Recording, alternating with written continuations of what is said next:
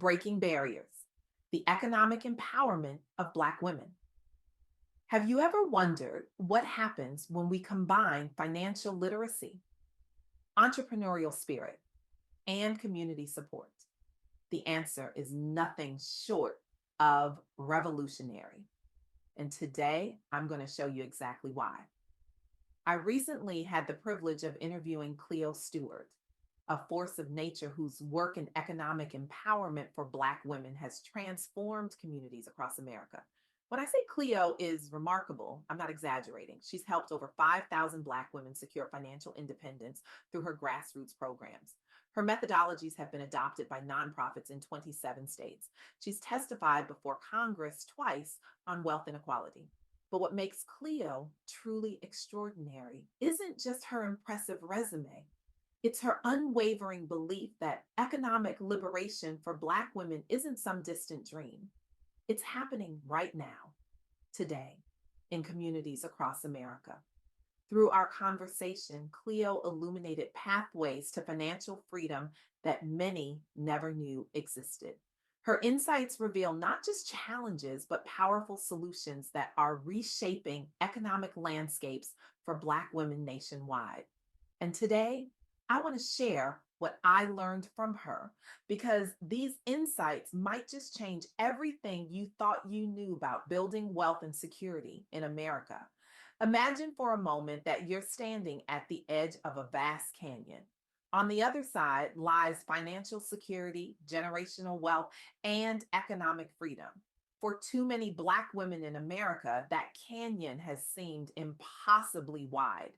But here's what Cleo taught me: bridges are being built right now by women who refuse to accept that the gap is uncrossable. The wealth gap in America isn't just a statistic, it's a lived reality. When only 34% of African Americans receive formal financial education compared to 53% of white Americans, we're not talking about a minor discrepancy. We're talking about a systemic barrier that has concrete consequences for families and communities. But in Atlanta, something remarkable happened when a coalition of nonprofits decided this gap was unacceptable. They launched targeted financial literacy workshops specifically designed for Black women professionals. These weren't your typical how to balance a checkbook sessions, though, let's be honest, some of us could still use that reminder the day before payday.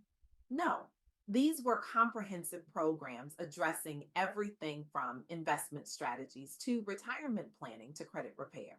One participant told me, I walked in thinking I'd learn how to save a few dollars.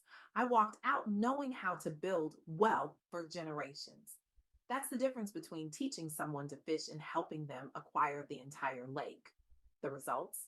Within just 1 year, over 60% of participants increased their savings rate.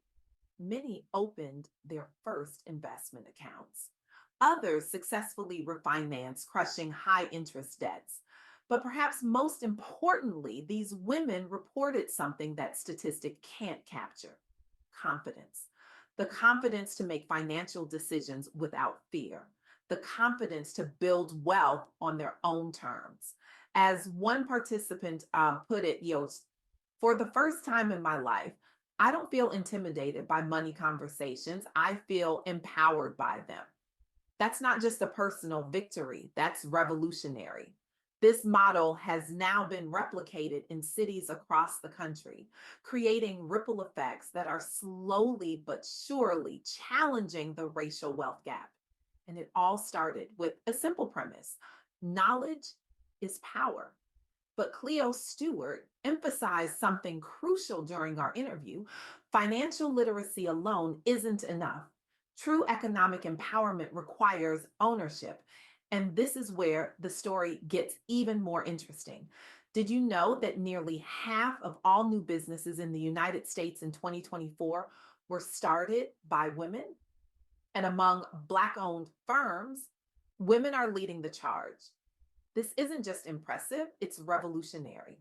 Though I must say, anyone who has ever watched a Black woman organize a family reunion or church function already knows they have executive level skills that Fortune 500 companies would pay millions for. In Detroit, a network called She Leads recognized this potential and created something beautiful, a community of aspiring Black female entrepreneurs supported through mentorship circles and micro grants.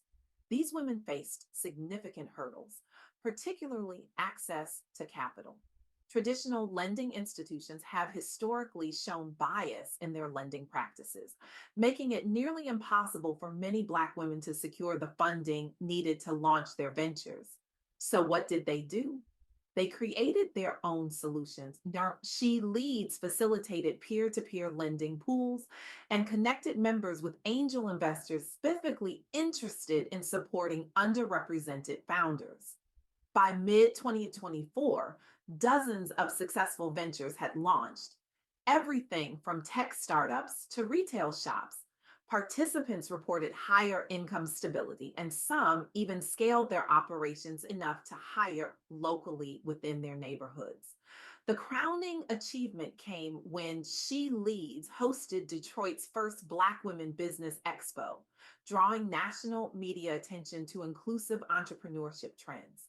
But more importantly, it inspired similar initiatives nationwide focused on closing funding gaps while fostering unity among professional sisters in business.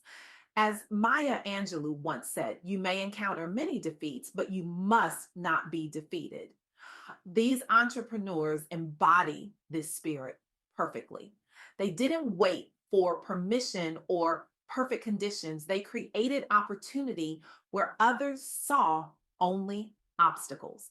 But Cleo's insights didn't stop there. She emphasized a third critical component of economic empowerment that often gets overlooked in these conversations, the role of community support systems.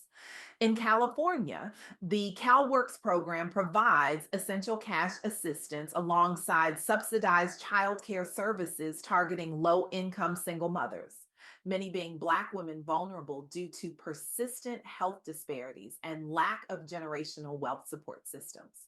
When high cost of living threatens family stability and lack of affordable childcare risks, pushing more families into poverty cycles, these programs become lifelines, not handouts.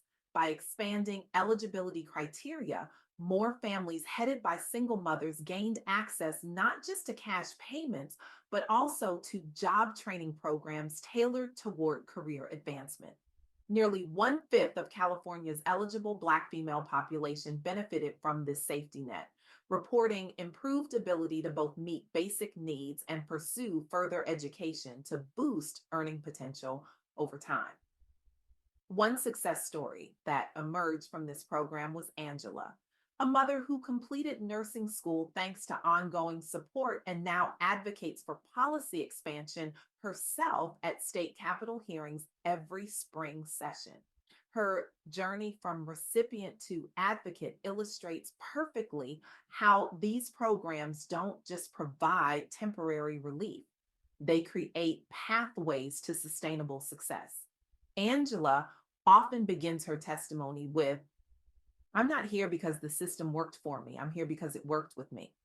That distinction between working for someone and working with them captures the essence of effective community support. CalWorks' holistic approach has influenced similar reforms across other states, seeking to address intersectional inequities facing Black working mothers everywhere today. This demonstrates something powerful. When we invest in Black women, we invest in entire communities. When I rise, we all rise, Angela often says at those Capitol hearings, and the data proves her right. What's fascinating about these three pathways, financial literacy, entrepreneurship, and community support systems, is how they intersect and reinforce each other. They aren't separate solutions, but interconnected strategies that, when implemented together, create something far more powerful than the sum of their parts. Financial literacy provides the knowledge base. Entrepreneurship creates ownership opportunities, and community support systems ensure that no one falls through the cracks during the journey. Together, they form a comprehensive approach to economic empowerment that addresses both immediate needs and long term goals. As Cleo Stewart pointed out during our interview, economic liberation isn't just about individual success, it's about collective transformation. And that's exactly what we're seeing in communities across America where these strategies are being implemented. But let's be honest, none of this is easy. The barriers facing Black women in America's economic landscape are real and persistent. Systemic racism has historically restricted upward mobility opportunities, leaving many Black households reliant on public assistance, especially during economic downturns and pandemic recovery phases. Discrimination in lending practices continues to limit access to capital for aspiring entrepreneurs, and financial education remains inaccessible to far too many. Yet, despite these challenges, or perhaps because of them, Black women continue to demonstrate remarkable resilience and innovation in creating pathways to economic security. They aren't waiting for perfect conditions or outside saviors. They are building solutions from within their communities for their communities. As Audre Lorde powerfully stated, when we speak, we are afraid our words will not be heard or welcomed. But when we are silent, we are still afraid. So it is better to speak. Today's stories of economic empowerment among Black women represent voices that refuse to be silenced, voices that demand to be heard, not just in conversations about challenges, but in discussions about solutions. So, where do we go from here? How do we take what we've learned today and transform it into action?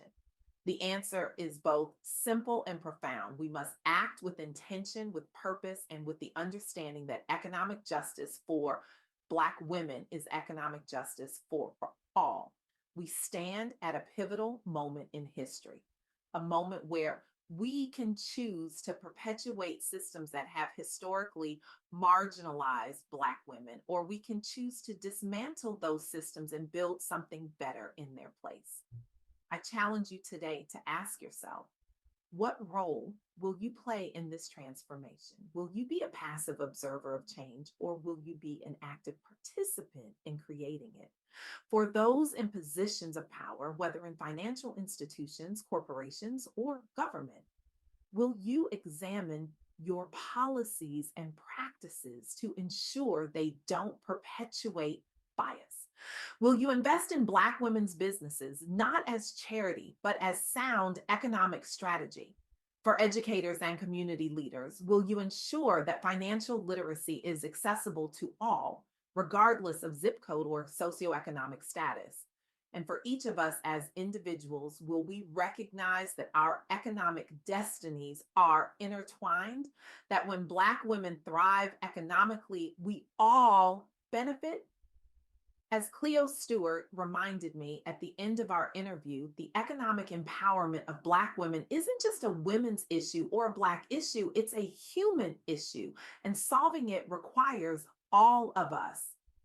So I leave you with this call to action. Choose one thing, just one thing that you can do tomorrow to support the economic empowerment of Black women, whether it's mentoring a young entrepreneur, advocating for policy change, or simply educating yourself about these issues.